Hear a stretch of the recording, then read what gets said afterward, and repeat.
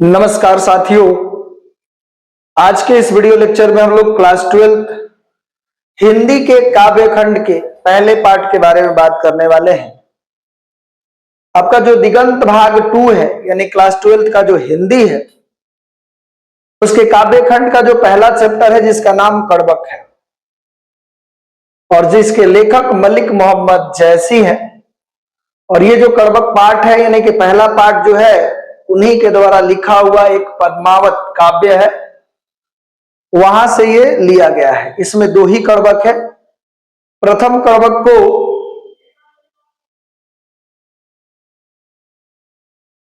पद्मावत के प्रथम भाग से लिया गया है और दूसरे कड़बक को पद्मावत के अंतिम भाग से लिया गया है। मलिक मोहम्मद जैसी प्रथम काव्य में अपने गुण के बारे में, अपने गुण की विशेषता के बारे में बताते हैं, अपने रूप को दर्शाते नहीं है, यानी वहां पर रूप का प्रायोरिटी ज्यादा दिया है। दूसरे काव्य में अपने काव्य की व्याख्या की है और काव्य के बारे में बताया है। तो पहले काव्य में अपने गुण के बारे में और दूसरा जो है अपने काव्य के बारे में बताया। तो बिना देरी के आज के क्लास को हम लोग शुरू करते हैं और आज का क्लास जो है बहुत ही इंटरटेनिंग होने वाला है और बहुत मजा आएगा आपको देखकर। तो हम लोग आज के क्लास को स्टार्ट करते हैं। क्लास को स्टार्ट करने से पहले मैं आपको बता दूं, अगर जीवन में सफलता प्राप्त करनी है, अगर जीवन में सफलता प्राप्त करनी है तो मेहनत पर विश्वास करें। किस्मत की आजमाइशें तो जुए में होती है, यानी जीवन में सफलता प्राप्त करनी है तो मेहनत पर विश्वास करें। किस्मत की आजमाइशें कहां पे होती है? जुए में होती है। तो आपको मेहनत करना चाहिए, यानी मेहनत का कोई दूसरा विकल्प नहीं है, कोई दूसरा सब्स्टिट्यूट नहीं है। चलिए बिना देरी के आज की क्लास को हम लोग शुरू करते हैं। इस पाठ को शुरू करने से पहले इस पाठ में जब भी आप हिंदी की किताब पढ़ो तो उसके पीछे जो वर्ड मीनिंग दिया गया है उसको आपको ध्यान से पढ़ना चाहिए और बहुत सारा अर्थ उसके व्याख्या करने में बहुत ही आसानी आपको मदद मिलेगी, बहुत आसानी से आप कर सकते हैं। यहां पर देख रहे हैं कि गुणी, गुणी का मतलब होता है गुणी या गुणशाली। गुणी का मतलब हो गया आपका गुणी या गुणशाली। सोई, सोई का मतलब वही। जेई, जेई माने जिसने। जैस, जैस माने जैसा। जग माने संसार। विधि माने ईश्वर विधाता। अवतारा मतलब कि जन्म दिया, अवतरण दिया। दिन मतलब दिया। सूझा, सूझा मतलब देखा। हुआ, हुआ माने उदित हुआ। और शुक्र, शुक्र एक तारा है, शुक्र नामक तारा। नक्तन महा, नक्तन महा माने नक्षत्रों के बीच, नक्षत्रों के मध्यम।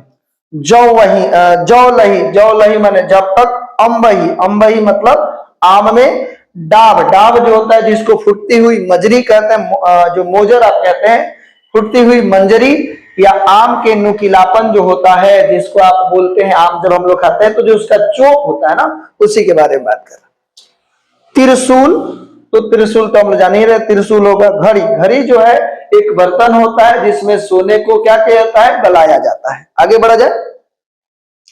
आपके जो हिंदी बुक है जब भी आप पढ़े तो उसके बुक को साथ में लेकर के ही पढ़े और उसके पीछे जो वर्ड मीनिंग दिया गया है, तो जब भी हिंदी आप पढ़ रहे हो तो हिंदी आप बुक को लेकर के पढ़े और सबसे पहले उसके जो शब्दार्थ है, शब्द निधि है, शब्द निधि यानी कि शब्द भंडार को आपको भली भांति पढ़ना चाहिए, उसके अर्थ को याद कर ले, समझ ले। ठीक है। कलंक, कलंक का मतलब क्या होता है? कोयला। कलंक का मतलब क्या हो जाएगा जी? कलंक का मतलब हो गया कोयला। कलंक का मतलब कोयला। कांच, कांच मतलब कच्ची धातु या बिना तपाया हुआ सोना। कड़ा, कड़ा मतलब होता है कड़ा, कठोर, खरा। निर्मल, निर्मल मतलब होता है निर्मल, मैल से मुक्त, साफ। पेम, पेम मतलब होता है प्रेम। पीर, पीर मतलब होता है पीड़ा। रकत, रकत माने रक्त होता है। लेई माने गोंद होता है। मकु, मकु माने मुझे। कीर्ति, कीर्ति मतलब कृति। और केई, केई मतलब होता है किसने। बेचा मतलब बेचा या बेचना। ठीक है, यहां तक किसी को कोई डाउट नहीं है? चलिए सबसे पहले हम लोग लेखक परिचय मलिक मोहम्मद जैसी के बारे में जानते हैं कि मलिक मोहम्मद जैसी कौन थे। तो भैया जो पहला चैप्टर आपका काव्य खंड का कड़बक है उसके लेखक कौन है भाई? तो मलिक मोहम्मद जैसी है। कौन है? मलिक मोहम्मद जैसी। आपको बता दें कि इनका जन्म जो है अनुमानतः 1592 में हुआ था और उनकी मृत्यु 1548 में। ये अनुमानित है, एग्जैक्ट नहीं है, आपको याद रखना पड़ेगा। ऑब्जेक्टिव में यहां से बहुत प्रश्न बनते हैं, ठीक है। अब उसके बाद इनका जो निवास स्थान है जायस नामक एक स्थान था उत्तर प्रदेश में, कब्र अमेठी, यानी जायस नामक स्थान में इनका जन्म हुआ था। कब्र अमेठी, अमेठी में उत्तर प्रदेश का एक राज्य है, उत्तर प्रदेश का एक जिला है। इनके पिता का नाम मलिक शेख ममरेज या कई लोग बोलते हैं मलिक राजे अशरफ। अगर कोई पूछे जायसी जी के पिताजी का नाम क्या था तो मलिक शेख ममरेज या मलिक राजे अशरफ। यहां तक किसी को कोई दिक्कत? उसके बाद इनके जो गुरु हुए उनके गुरु का नाम सूफी संत शेख मोहिदी और क्या है सैयद अशरफ जहांगीर, इनके गुरु हैं। तो आपको याद रखना है जन्म, जन्म के बाद मृत्यु, मृत्यु के बाद उनका जन्म स्थान। यहां से कई बार क्वेश्चन पूछा हुआ। पिता का नाम क्या था तो मलिक शेख ममरेज या मलिक राजे अशरफ। गुरु कौन हुए तो सूफी संत शेख मोहिदी और सैयद अशरफ जहांगीर। ठीक है, आगे बढ़ा जाए। देखिए इनकी ब्रीति क्या है भाई, तो आरंभ में जायस में रहते हुए उन्होंने किसानी किया है। शुरुआत में जायस में रहकर उन्होंने क्या किया है, किसानी किया है और बाद के जो शेष जीवन है, शेष जीवन जो है फकीरी में बिताए हैं। तो क्या थे भाई, फकीर थे। बचपन में ही अनाथ हो गए थे। साधु और फकीरों के साथ भटकते हुए अपने बचपन को बिताया है। ठीक है, व्यक्तित्व जो है उनको एक बार चेचक हो गया था जिसके वजह से उनका रूप जो है रूप अच्छा नहीं था, विहीन हो गया था, रूपहीन हो गए थे। तो चेचक के कारण रूपहीन हो गए थे और बाई आंख तथा बाई कान से वंचित हुए थे, यानी न उनको बाई आंख से दिखाई देता था और न बाई कान से सुनाई देता था। आप यहां तक ठीक है, आगे बढ़ा जाए। और ये मृदुभाषी थे और स्वभावतः क्या थे भैया, स्वभावतः संत थे। ओके, उसके बाद अगर हम लोग बात करें तो कृतियां, तो उन्होंने जितने भी कृतियां लिखा है उसके लास्ट में जो है वत लगा हुआ है, मैक्सिमम में, सभी में नहीं कह रहे, वत। ये देखिएगा वत, जैसे यहां देख रहे हैं पद्मावत, चंपावत, इरावत, ठीक है, सब में ज्यादातर में ये क्या लगा हुआ है, वत लगा हुआ है। तो कृतियां जो प्रमुख क्या है, पद्मावत है, अखरावट है, आखिरी कलाम है, चित्ररेखा है, कहरनामा है।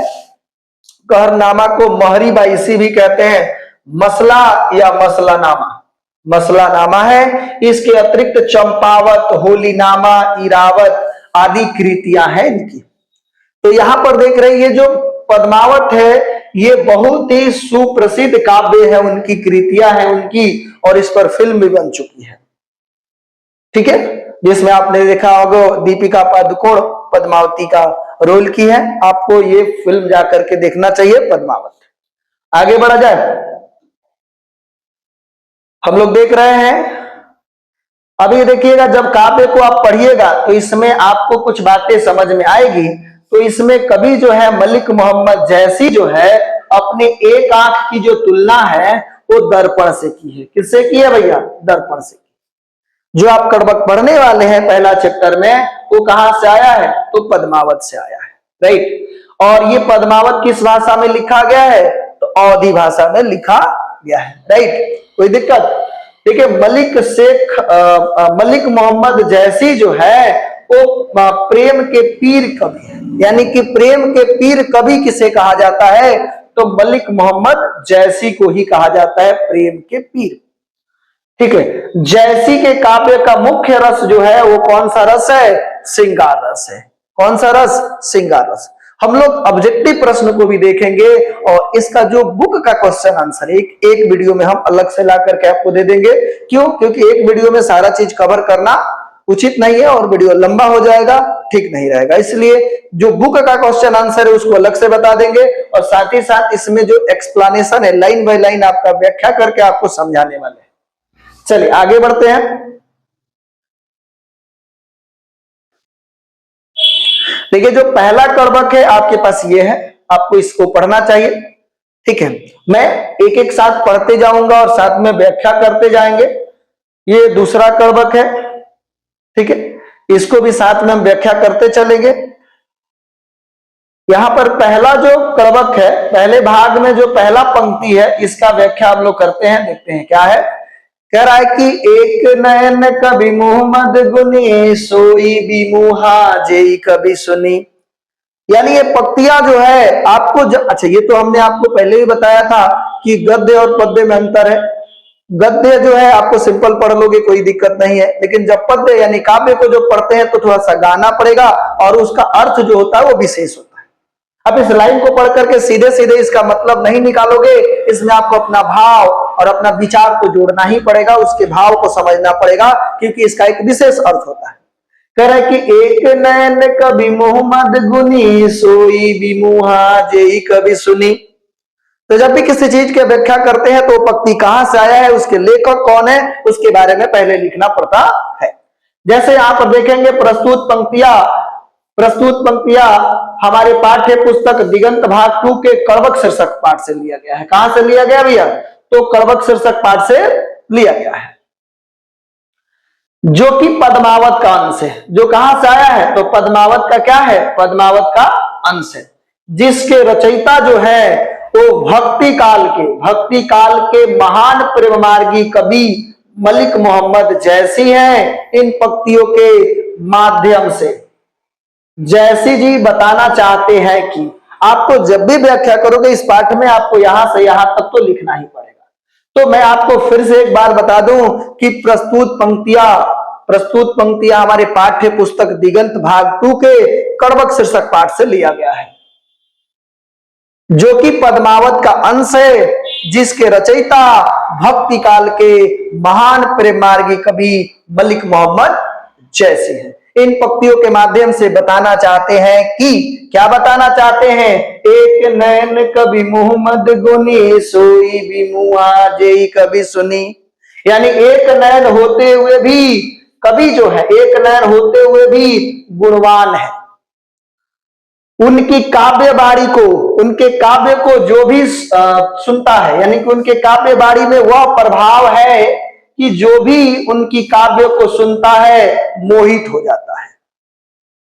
यानी आप इसको बोलते एक नैन कवि मोहम्मद गुनी, यानी एक नैन के होते हुए भी, एक आंख के होते हुए भी कवि क्या है, जैसी क्या है, तो गुड़ी है। सोई बिमुहा जेई कभी सुनी, यानी जो भी उनके काव्य को सुनता है मोहित हो जाता है। उनके काव्य में यह प्रभाव है कि कोई भी उनके काव्य को पढ़ता है, सुनता है, वह मोहित हो जाता है। आप इसका स्क्रीनशॉट ले सकते हैं और इसको इसी तरीका से व्याख्या करना है, और व्याख्या आपके बोर्ड एग्जाम में आता ही है।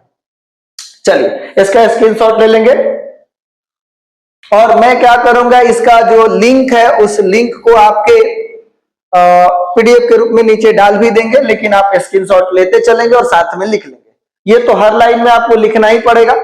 दूसरा देखते हैं, आपके पास जो लाइन है वो क्या है भाई, तो चांद जैसे जग विधि और तारा, दिन ही कलंक किन्हीं उजियारा। यहां पर आप देख लीजिए क्या है भैया, कि चांद जैसे जग विधि और तारा, दिन ही कलंक किन्हीं उजियारा। तो फिर आपको वो पंक्तियां तो लिखना ही पड़ेगा।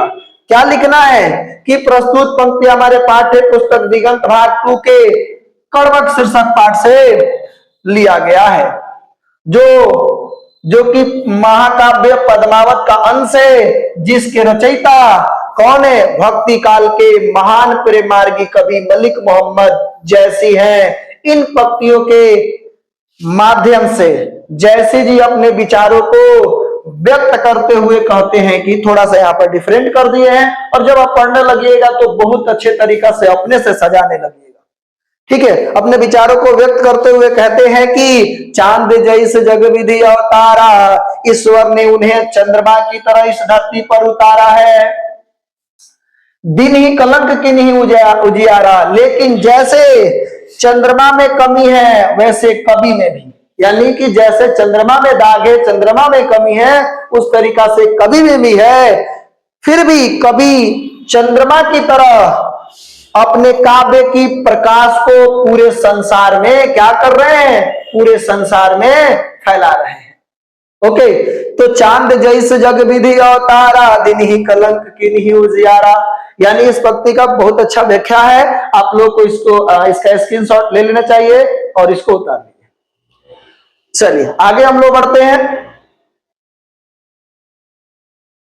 सूझा, अभी वर्ड मीनिंग जब बता रहे थे, सूझा मतलब देखा, सूझा मतलब देखा। तो देखिए ये पंक्ति भी बहुत जबरदस्त है। इसमें देख रहे हैं कि जग सूझा एकई नैनाहा, जग सूझा एकई नैनाहा, हुआ सूख अस नखतन महा। यानी नखतन महा माने नक्षत्रों के बीच। फिर आपको वही चीजें बोलना है कि प्रस्तुत पंक्तियां हमारे पाठ्य पुस्तक दिगंत भाग 2 के कर्मक शीर्षक पाठ से लिया गया है, जो कि महाकाव्य पद्मावत का अंश है, जिसके रचयिता भक्ति काल के महान प्रेम मार्गी कवि मलिक मोहम्मद जैसी हैं। इन पंक्तियों के माध्यम से जैसी जी बताना चाहते हैं कि क्या बताना चाहते हैं, जग सूझा एकई नैनाहा, जिस प्रकार अकेला शुक्र जो है, शुक्र तारा जो है नक्षत्रों के बीच उदित है, ठीक उसी प्रकार से कभी भी अपने एक ही आंख से इस दुनिया को, इस संसार को भली भांति समझ लिया है। यानी कि जग सूझा एकई नैनाहा, जग सूझा एकई नैनाहा, हुआ सूख असनक तन्माहा। यानी इसका व्याख्या बहुत ही जबरदस्त है। जिस प्रकार अकेला शुक्र तारा नक्षत्रों के बीच उदित है, ठीक उसी प्रकार से कभी अपने एक ही आंख से इस संसार को, इस दुनिया को भली भांति से समझ लिया है। इसका भी आप लोग स्क्रीनशॉट ले ले। आगे बढ़ते हैं हम लोग।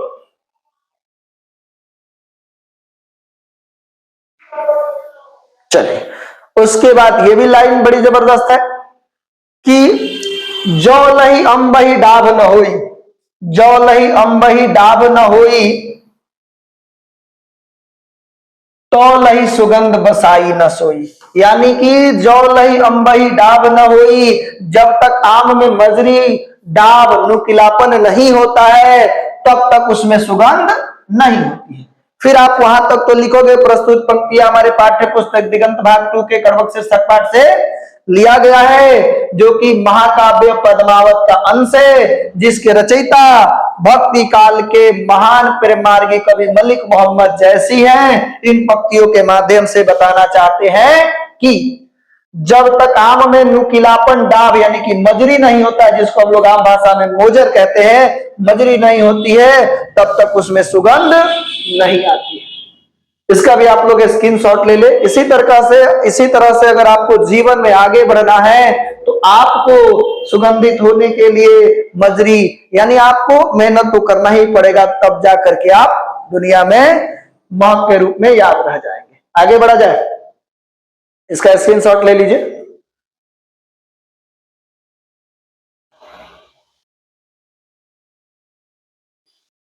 देखिए ये भी लाइन बड़ी जबरदस्त है, हमको बहुत ही शिक्षा दे करके जाती है, शिक्षाप्रद लाइनें हैं। ये क्या है भाई, तो किन समुद्र पानी जो खारा, तवती भौ असूझ अपारा। मतलब कि किन समुद्र पानी जो खारा, यानी कि क्या है, समुद्र का पानी खरा है इसलिए तो असूझ है, अपार है। समुद्र का पानी खरा नहीं होता ना तो लोग उसको भी पी जाता। आज ये दुनिया जो है बड़ी स्वार्थी दुनिया हो चुकी है। आप देखोगे समाज में ज्यादा सीधा भी रहोगे तो आप पे हावी हो सकते हैं लोग। कैसे, मैं आपको एक एग्जांपल के थ्रू बताऊंगा। अगर आपको किसी दीवार में कांटी ठोकना है और आपके पास 5-7 कांटी दिया गया है और उसमें मैक्सिमम टेढ़ है, 1 या 2 सीधा है, तो आप किस कांटी को लेकर के ठोकोगे? तो जो सीधा कांटी है उसको दीवार में ठोकोगे। ये बात तो आपको समझ में आ गई। वही समाज है हमारा, जो सीधा व्यक्ति है उसको फंसाने के चक्कर में लोग लग जाते हैं। या ऐसे भी समझ सकते हो कि आप एक बांस के कोठ में चले गए, बांस काटने के लिए चले गए, और जो टेढ़ा बांस है, जो 2-4 गो बांस को लपेटे हुए है, क्या उसको काटोगे? नहीं काटोगे। जो सीधा बांस होगा उसको काटोगे। तो समाज भी यही है, आपको समझना पड़ेगा। चलिए इसका स्क्रीनशॉट ले लीजिए, आगे बढ़ते हैं हम लोग।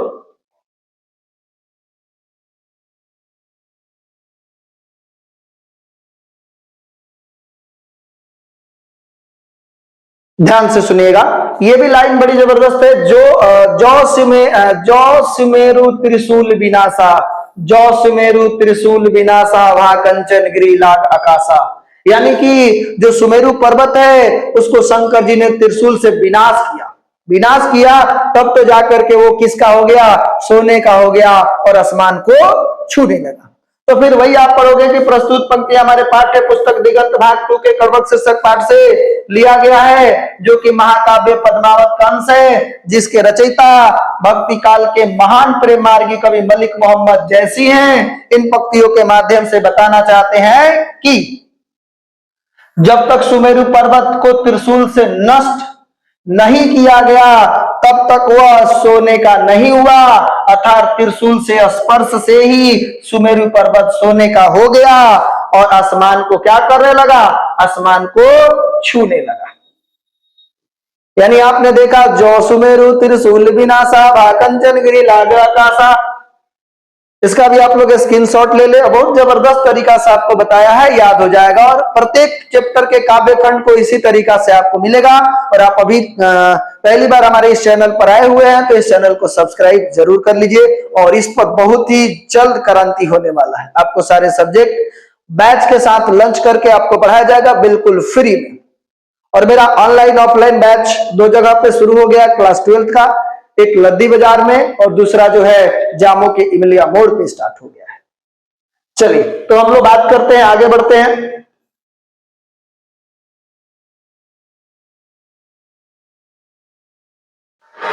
अब ये भी लाइन जो है ये क्या कह रहा है कि जो नहीं घड़ी कलंक न पड़ा, जो नहीं घड़ी कलंक न पड़ा, कांच होई नहीं कंचन करा, कांच हुई नहीं कंचन करा। यानी कि आप फिर वही बात करोगे कि प्रस्तुत पंक्ति हमारे पाठ्य पुस्तक दिगंत भाग 2 के कड़वक शीर्षक पाठ से लिया गया है, जो कि महाकाव्य पद्मावत का अंश है, जिसके रचयिता भक्ति काल के महान प्रेम मार्गी कवि मलिक मोहम्मद जैसी हैं। इन पंक्तियों के माध्यम से बताना चाहते हैं कि क्या बताना चाहते हैं, बताना चाहते हैं कि घड़िया, जब तक घड़िया क्या होता है, एक बर्तन होता है, एक पात्र होता है जिसमें सोने को गलाया जाता है। कांच से सोना गलाया नहीं जाता है तब तक वह सोने का नहीं होता है। यानी कि जो लही घड़ी कलंक न पड़ा, यानी कि जब तक सोना, जो कच्चे धातु है, कच्चा सोना है, उसको गलाया नहीं जाता है तब तक वह कच्ची धातु चमकदार नहीं होती है, एक्चुअल खरा सोना नहीं होता। राइट, आगे बढ़ा जाए। चलिए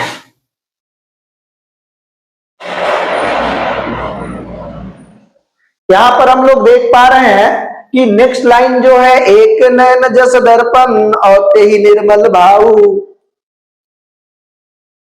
सब रूपवंत गाही मुख जे वही कही चाऊ। यानी कि एक नैन जस दर्पण, तो एक नैन जस दर्पण और ते ही निर्मल भाऊ, सब रूपवंत गाही मुख जो वही कही चाऊ। फिर वही बात आप पढ़ोगे कि प्रस्तुत पंक्ति हमारे पाठ्य पुस्तक दिगंत भाग 2 के कड़वक शीर्षक पाठ से लिया गया है, जो कि महाकाव्य पद्मावत का अंश है, महाकाव्य पद्मावत का अंश है, जिसके रचयिता महान भक्ति काल के महान प्रेम मार्गी कवि मलिक मोहम्मद जैसी हैं। इन पंक्तियों के माध्यम से जैसी जी क्या करना चाहते हैं, बताना चाहते हैं कि एक नैन जस दर्पण होते ही निर्मल भाव, वे एक नैन होते हुए भी दर्पण की तरह निर्मल और स्वच्छ भाव वाले हैं। और उनकी इसी गुण के वजह से बड़े बड़े रूपवंत लोग उनके चरणों को पकड़कर कुछ पाने की इच्छा के लिए उनके मुख की ओर ताका करते हैं, देखा करते हैं। मैं आपको बताऊं कि एक आईना ही है जो हमें एक्चुअली जो रियलिटी है उसी को दिखाता है। अरे भाई, तो आप ऐप, मोबाइल के अंदर ऐप बहुत सारा है जो आपके फेस को क्लीन कर देता है, ओरिजिनल तो नहीं है।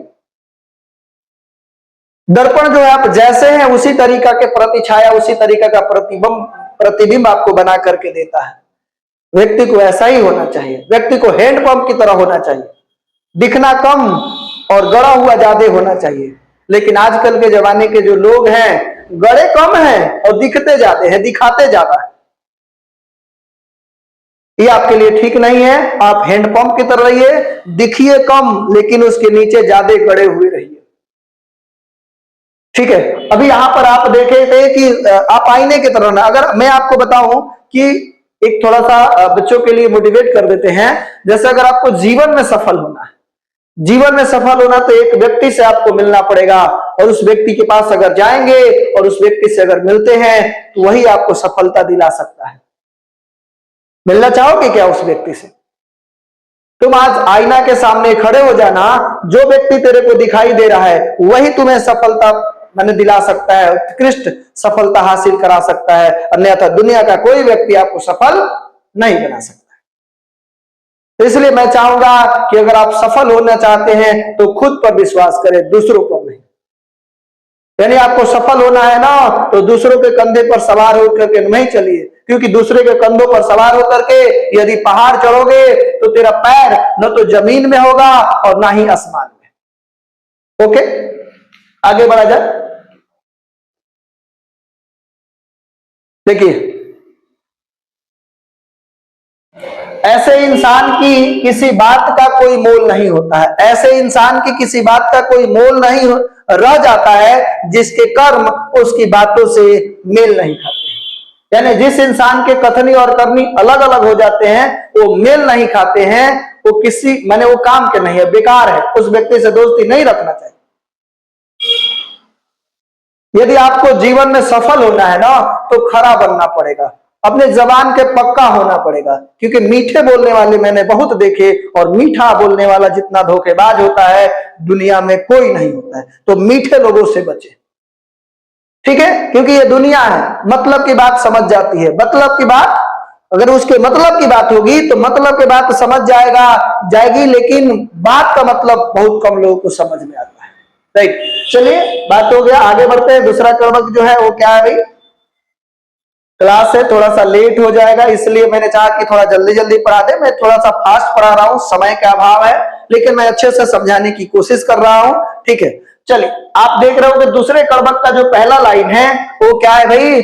मोहम्मद यही कभी जोरी सुनावा, सुना जो प्रेम पीर गपावा, जोरी लाई रकत के लेई, गाड़ी प्रीति नैनन जल भेई। तो नैनन जल क्या होगा? आंसू होगा भाई। नैनन जल क्या होगा? आंसू होगा।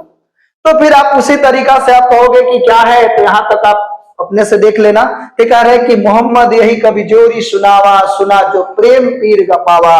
मैंने मतलब कौन? जैसी जी यह काव्य रचकर सुनाया है, और जिसने भी सुना है उससे प्रेम के पीड़ा का अनुभव हुआ है। मैंने इस काव्य को रकत की लेई लगा करके जोड़ा है, तथा गाढ़ी प्रीति नैनन के आंसुओं के जल से भिगोया है। नैनन जल भेई, भेई का मतलब होता है भिगाना।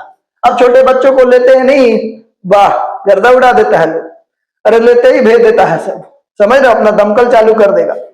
तो आपको हम बता दें, ये कह रहे हैं कि मोहम्मद यही कभी जोरी सुनावा, सुना जो पीर गपावा, जोरी लाई रकत के लेई, गाढ़ी प्रीति नैनन जल भेई। मैंने मतलब जैसी जी ने यह काव्य रचकर सुनाया है, और जिसने भी इसे सुना है उसे प्रेम के पीड़ा का अनुभव हुआ है। मैंने इस काव्य को रकत की लेई लगा करके जोड़ा है, और गाढ़ी प्रीति नैनन, गाढ़ी प्रीति को आंसुओं के नैनन से, माने आंसुओं के जल से क्या किया है? भिगोया है। नैनन जल भेई मतलब कि आंसुओं से भिगोया है। उसके बाद जो है हम लोग देख रहे हैं, और साथ ही साथ आप बने रहिए, अभी ऑब्जेक्टिव भी आपको कराया जाएगा, ऑब्जेक्टिव सारे प्रश्न को कराएंगे, थोड़ा सा ध्यान दीजिए। औमन जानी कवितस किन्हा, औमन जानी कवितस किन्हा, मकूर है जगत मह चिन्हा, कहा सो रतन सेनी अस राजा, कहा हुआ असी बुद्धि उपराजा, कहा अलाउद्दीन सुल्तानो, कहा राघव जय किन्हीं बखानो, कह स्वरूप कहा सॉरी यहाँ पे कहा होगा, कहा स्वरूप पद्मावती रानी, यहाँ पे कहा होगा क्या जी? होगा जी, कहा स्वरूप पद्मावती रानी, कोई न रहा जग रही कहानी, यानी कि यहां पर देखिए औमन जानी कवि तस्किना, फिर आपको यहां तक लिखोगे प्रस्तुत पंक्ति हमारे काव्य खंड प्रस्तुत पंक्ति हमारे पाठ्य पुस्तक दिगंत भाग 2 के कड़वक शीर्षक पाठ से लिया गया है, जो कि महाकाव्य पद्मावत का अंश है, जिसके रचयिता भक्ति काल के महान प्रेम मार्गी कवि मलिक मोहम्मद जैसी है। इन पंक्तियों के माध्यम से जैसी जी बताना चाहते हैं कि थोड़ा सा हम फास्ट पढ़ा रहे हैं समय को लेकर के। मैंने इस काव्य की रचना यह जानकर की है, औमन जानी कविता किन्हा मकू रहे जगत मह चिन्हा। तो मैंने यह काव्य की रचना यह जानकर की है कि मेरे न रहने के बाद भी इस संसार में मेरी आखिरी निशानी यही हो। कहां सो रतन सेनी अस राजा, कहां सुआ मतलब सुगा, कहां सुआ असी बुद्धि उपराजा। मतलब कि वह रतन सेनी, रतन से राजा रतन सेन अब कहां है वह सुआ, यानी सुगा जो है जिसने राजा रतन सेन के मन में ऐसी बुद्धि उत्पन्न की, कहां है अलाउद्दीन सुल्तानू, कहां अलाउद्दीन सुल्तानू, कहां कह राघव जेई किन्हीं बखानू।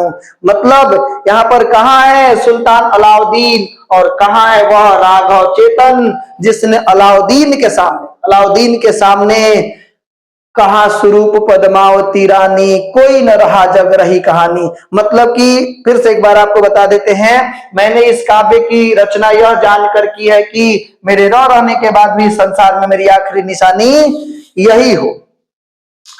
वह राजा रतन सेन अब कहां है सुआ, जिसने राजा रतन सेन के मन में ऐसी बुद्धि उत्पन्न की, कहां है सुल्तान अलाउद्दीन और कहां है वह राघव चेतन, जिसने अलाउद्दीन के सामने पद्मावती का रूप का वर्णन किया।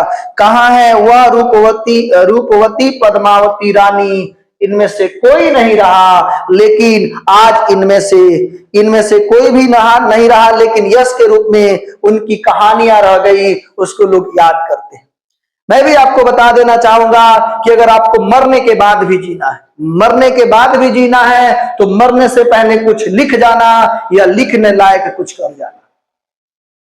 मरने के बाद भी जीना है तो मरने से पहले कुछ लिख जाना या लिखने लायक कर जाना। मैं सभी विद्यार्थियों से निवेदन करना चाहता हूं कि अगर दुनिया में बढ़ानी है शान तो जान से भी ज्यादा लगाए पढ़ाई पर ध्यान। पढ़ाई है जो आपके मरने के बाद भी आपको जीवित रख सकता है। शिक्षा से बड़ा आपके लिए, आपके उन्नति के लिए कोई हथियार नहीं है। तो शिक्षा को जोरों शोर से आप करिए और इसको पढ़ाई को बड़ी मग्न होकर के मन लगा कर कीजिए। शिक्षा जो है, पढ़ाई जो है एक साधना है, तपस्या है। चलिए आगे हम लोग बढ़ते हैं।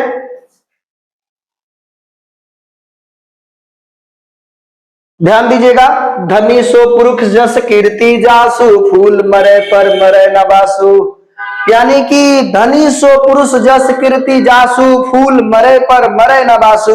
यानी कि प्रस्तुत, आपको इसको फिर लिखना होगा, इसी तरीका से लिखोगे कि प्रस्तुत पंक्ति हमारे पाठ्य पुस्तक दिगंत भाग 2 के कर्मक शीर्षक पाठ से लिया गया है, जिसके रचयिता कौन है, जो कि महाकाव्य पद्मावत का अंश है, जिसके रचयिता भक्ति काल के महान प्रेम मार्गी कवि मलिक मोहम्मद जैसी हैं। इन पंक्तियों के माध्यम से जैसी जी बताना चाहते हैं कि धनी सो पुरुष जस कीर्ति जासु, फूल मरे पर मरे न बासु। वह पुरुष धन्य है जिसकी कीर्ति और प्रतिष्ठा इस संसार में है।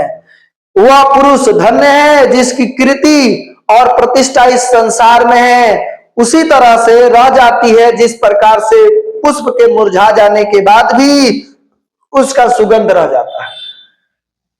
यानी व्यक्ति को अपने प्रतिष्ठा, अपने वचन के लिए, वो दिन कहां, पहले के दिन थे लोग वचन के लिए अपने जान को निछावर कर देते थे, लेकिन आज जो है बहुत खतरनाक दुनिया हो गई है, इसको समझना पड़ेगा। और बहुत परिवर्तन हो चुका है इस दुनिया में। हर लोग ताक लगाए बैठे हुए हैं, हर लोग अपने बात के लिए लड़ रहे हैं, अपने आप को उत्कृष्ट साबित करने में लगे हुए हैं। ठीक है, तो ये कह रहा है कि अपने कृति और अपने प्रतिष्ठा को बचा कर रखेंगे, बिना प्रतिष्ठा के आप बेकार है। ठीक है, आगे बढ़ते हैं हम लोग।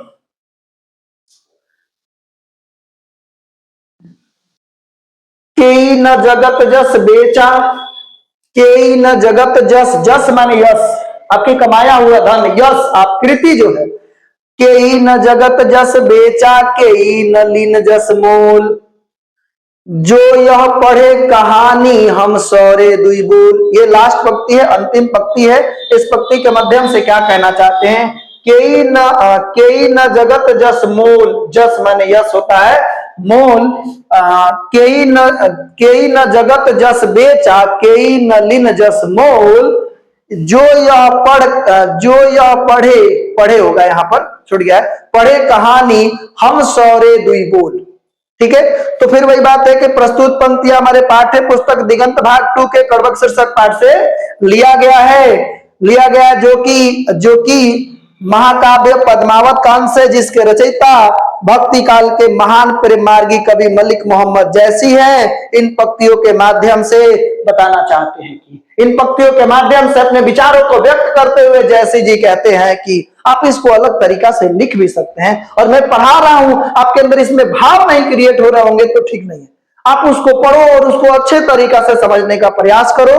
ठीक है, तो कह रहे हैं कि केई न जगत जस बेचा, केई न लीन जस मोल, जो यह पढ़े कहानी, पढ़े होगा यहाँ पर, पढ़े कहानी हम सौरे दुई बोल, यानी इस संसार में यश न तो किसी ने बेचा है और न ही किसी ने खरीदा है।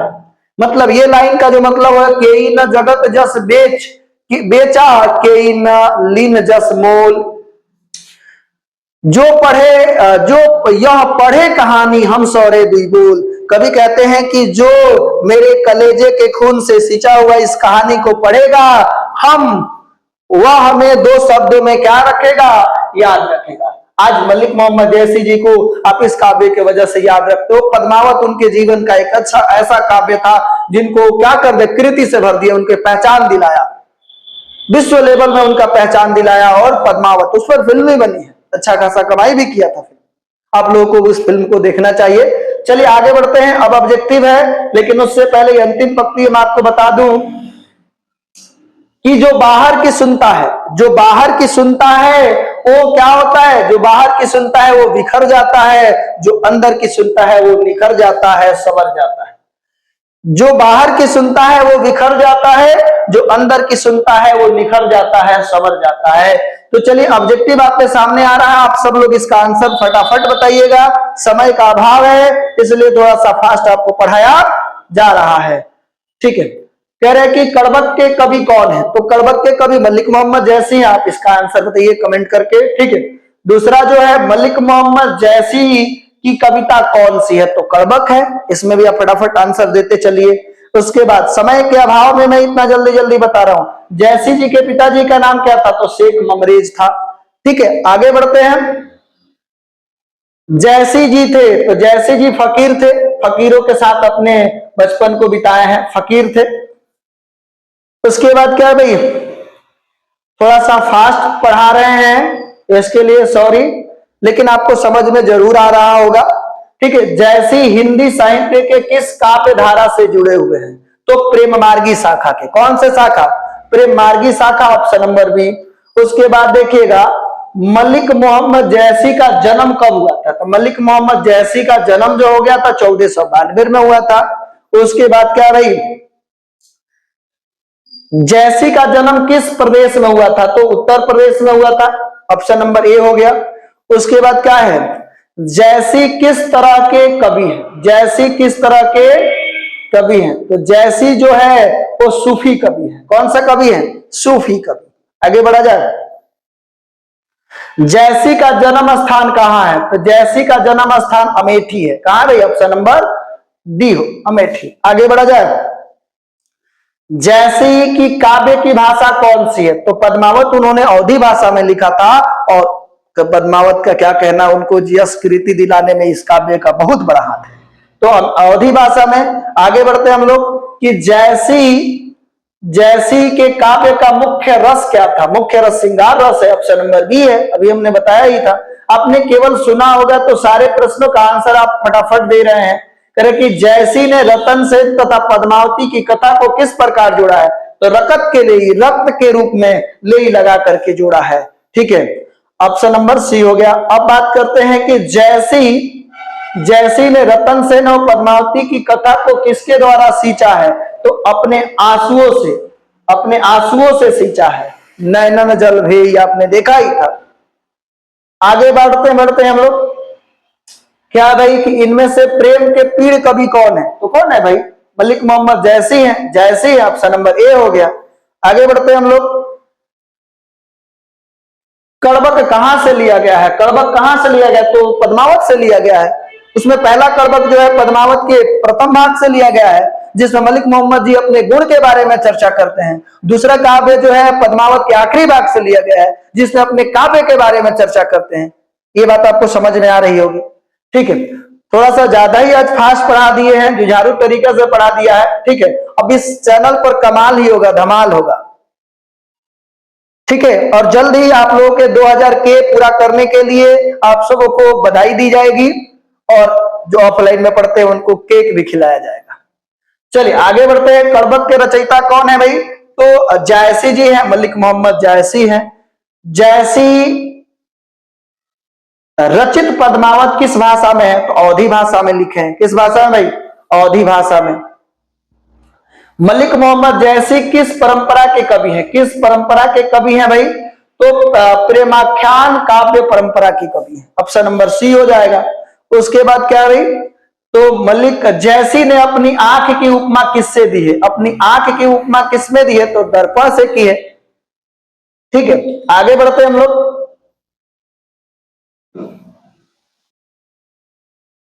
मलिक मोहम्मद जयसी किस शाखा के कवि हैं? तो प्रेम मार्गी शाखा के हैं। आगे बढ़ते हैं। कौन सी कृति जायसी की नहीं है? तो पद्मावत उन्हीं का है, अखरावट उन्हीं का है, आखिरी कलाम उन्हीं का है, और ये तीनों काव्य जो है उनके लिए मतलब उनको प्रसिद्धि दिलाने में महत्वपूर्ण भूमिका निभाई, खास करके पद्मावत। तो ये मृगावती नहीं है। उसके बाद क्या है? पद्मावत किसकी रचना है भाई? पद्मावत किसकी रचना है? तो पद्मावत जो है जयसी की रचना है, अवधी भाषा में लिखे थे। इस पर फिल्म बन चुकी है, आप लोगों को देख लेना चाहिए।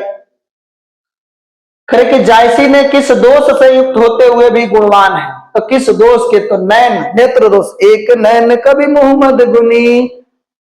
ठीक है, नेत्र दोष है फिर भी वो क्या है? गुणवान है। 24, ये देखिए आपके पास लास्ट ऑब्जेक्टिव है, जयसी का काव्य किस प्रकार गंभीर और व्यापक है? तो समुद्र की भांति है। Option number C. फटाफट आप लोग सभी का आंसर कमेंट करके बताना चाहिए। चलिए हम लोग आज की क्लास को यहीं पे रहने देते हैं। अब इस क्लास को अंत करते हुए हम लोग आपको बात कहना चाहते हैं, अब जो भी 2026 में एग्जाम देना चाहते हैं उनको भी उनके दिल में आग लगनी चाहिए। ठीक है, तो लग चुकी है तलब मंजिल की, लग चुकी है तलब मंजिल की, खुद को आग में झोंक देंगे। लग चुकी है तलब मंजिल की, खुद को आग में झोंक देंगे। ठोकरे कहती है मारा जाएगा, हौसले कहते हैं देख लेंगे। चलिए आज की क्लास को हम यहीं पे रहने देते हैं। थैंक यू, धन्यवाद। अगर वीडियो पसंद आ रहा है तो वीडियो को लाइक कीजिए, हमारे चैनल को सब्सक्राइब कीजिए, और इस वीडियो को शेयर कर सकते हैं। तो आप सभी विद्यार्थियों को तहे दिल से मैं बहुत बहुत धन्यवाद करूंगा। थैंक यू, धन्यवाद।